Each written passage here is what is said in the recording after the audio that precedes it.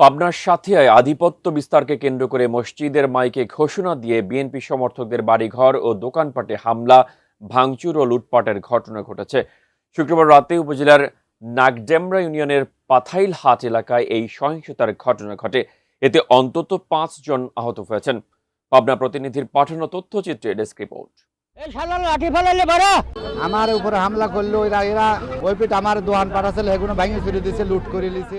জাতীয় সংসদ নির্বাচনের পর থেকেই পাথাইল হাট এলাকায় বিএনপি ও জামাত সমর্থকদের মধ্যে বিরোধ চলছিল। গত মার্চ মাসে বিএনপি সমর্থকদের দোকান ভাঙচুরের মামলায় জামিনে মুক্ত হয়ে জামাত সমর্থকরা আবারও হুমকি দিলে এলাকায় উত্তেজনা ছড়িয়ে পড়ে।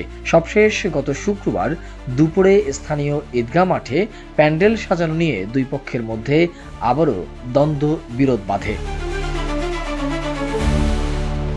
পরে সন্ধ্যায় মসজিদের মাইকে ঘোষণা দিয়ে সংগঠিত হয়ে জামাত সমর্থকরা বিএনপি কর্মীদের মারপিট করে এবং বাড়িঘর ও দোকানপাটে লুটপাট ও হামলা চালিয়ে লাখ লাখ টাকার মালামাল লুট করে নিয়ে যায়। জামাত নেতা হযরত আলীর নেতৃত্বে এই হামলা চালানো হয়।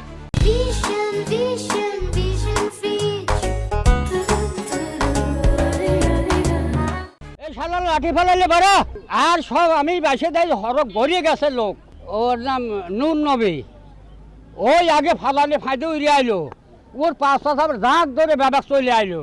দোকানে লুটপাট, অনেক টাকা ছিল, সার পাস ছিল বা ক্যাশ টাকা ছিল, খাতাপাতি যা মানে জাতীয় যা ছিল, দুধের ক্যান ট্যান সমস্ত জিনিস ওরা লুটপাট করে নিয়ে গেছে। তাহলে ওখান থেকে আমরা এখানে আবার পরবর্তী দোকান দিছি। এখানে দোকান দেওয়ার পরে একই অবস্থায় বাসায় যায় আমাদের ভাঙচুর করছে, বাড়িঘর ভাঙচুর করছে এবং আমাদের বলছে, আমরা পালাইছিলাম, আমাদের বলছে যে রাত 1টার সময় এসে মহিলাদের পাইলে মহিলাদেরকে ধর্ষণ করবো। আমরা এটা ন্যায্য বিচার চাই। দোকানে এসে চাঁদা চাইছিল 5 লাখ। আমরা বলছি কেন চাঁদা দেবো?